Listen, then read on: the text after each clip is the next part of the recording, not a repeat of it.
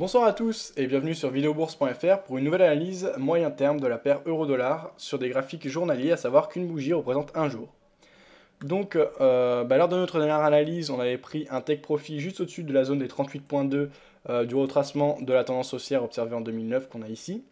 Ensuite, on avait eu une bougie verte qui s'est dessinée, une bougie assez intéressante qui prônait plutôt une configuration d'amorce de rebond. Cependant, je ne l'avais pas prise puisque je pensais que le mouvement baissier avait vraiment de la force et que les vendeurs tenaient clairement le marché. Si je l'aurais pris, je me serais protégé juste en dessous du dernier plus bas. En l'occurrence, mon stop loss aurait été touché, mais pas de prise de position à l'achat, donc pas de problème. Là, on voit qu'aujourd'hui, on a franchi le dernier plus bas qui était tracé à 1.4027. Donc, la tendance baissière bat son plein. Et là, il n'y a pas vraiment techniquement de remise en cause de la baisse. Alors, dans ces conditions, une prise de position à la vente semble évidente. Cependant, moi, je ne vais pas la prendre. Je vais vous expliquer pourquoi. Ceci dit, là, vu qu'on vient de franchir l'année plus bas, on est exactement à 1.4009, 1.4010 exactement. Donc, on est à peu près 17 pips plus bas que l'année plus bas. Là, je pense que c'est un cours intéressant pour shorter avec un stop loss serré et un objectif au moins 3 fois plus grand que le stop loss. Quoi qu'il arrive, même si on a un stop loss, on a eu un trading intelligent, un signal d'entrée précis qu'on aura attendu avec patience, c'est juste en dessous les derniers plus bas précédents.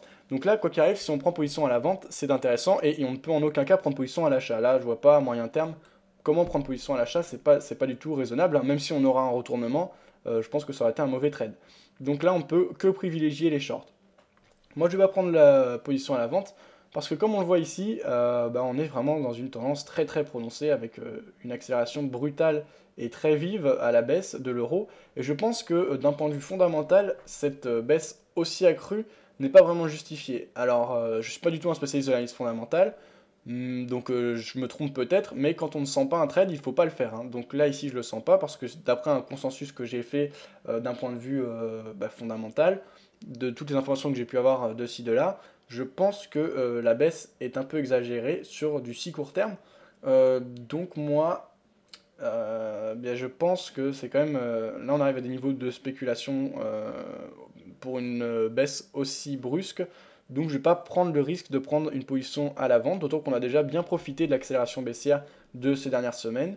Je vais rester en dehors de ce marché. Qu'est-ce qui pourrait m'amener à rentrer sur le marché?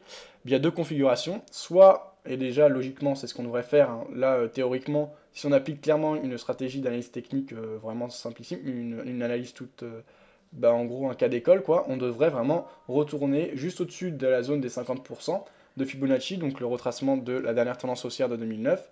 Donc par exemple, placer un take profit à 1.3750 serait intéressant. Également pour ceux qui ont pris position à la vente lors de notre dernier point d'entrée, donc qui était, je sais plus, vers 1.4460, qui vont atteindre leur premier take profit. Ce qui peut être intéressant maintenant, c'est de placer le stop loss au niveau du point d'entrée, donc au break event, et d'aller chercher le retracement des 50%. Ainsi, on ne prend aucun risque puisque quoi qu'il arrive, dans le pire des cas, on ne gagne rien, on ne perd rien. Et on peut aller chercher un deuxième objectif très intéressant et qui est raisonnable de penser à aller chercher. Moi, une fois qu'on y arrivera au niveau des 50%, si jamais on y arrive, là je guetterai vraiment un signal de retournement pour rentrer long et me protéger sous les derniers plus bas du mouvement qu'on aura dessiné. Pour l'instant, on n'en est pas du tout là, donc on va pas s'enflammer et regarder des choses qui ne sont pas actuelles. Ce qui est plus probable à court terme, ce serait soit une accélération baissière et donc mettre quelques jours, voire quelques semaines à atteindre les 50%. Là, on aurait la poursuite du mouvement qui serait vraiment très brusque et donc une belle baisse de l'euro encore. Donc comme j'ai dit, là je n'hésiterai pas au niveau des 50%, qui serait une zone de support très importante à mon avis, à prendre un signal de retournement. Donc j'attendrai une belle bougie verte tout de même puisqu'on sera à contre-tendance, mais je n'hésiterai pas. Actuellement c'est pas du tout le cas, puisqu'on a franchi les 38,2, qu'il n'y a plus de zone de support majeure, donc là je vais pas du tout prendre de long.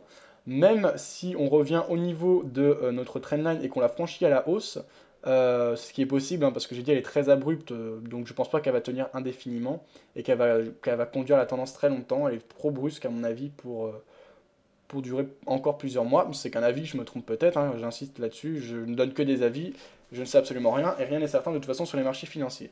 Si on sort à la hausse, je ne vais pas prendre position à l'achat. Le mouvement baissier a vraiment été trop important et je pense que la correction ne sera pas énorme.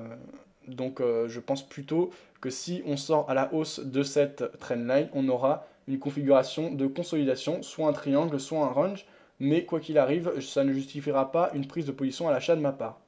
Donc, en revanche, justement, si on a cette consolidation ou ce range qui se dessine, je tracerai des supports, que ce soit oblique ou horizontal, et j'attendrai un franchissement à la baisse de ces supports pour prendre une position à la vente. Là, par contre, ce sera intéressant, et vu qu'on se sera calmé et qu'on aura laissé un peu le marché souffler suite à cette grosse accélération baissière, la prise de position pourrait être plus saine à mon avis. Donc voilà, toujours pas de prise de position sur le compte. Ne pas trader, ça fait aussi partie du trading.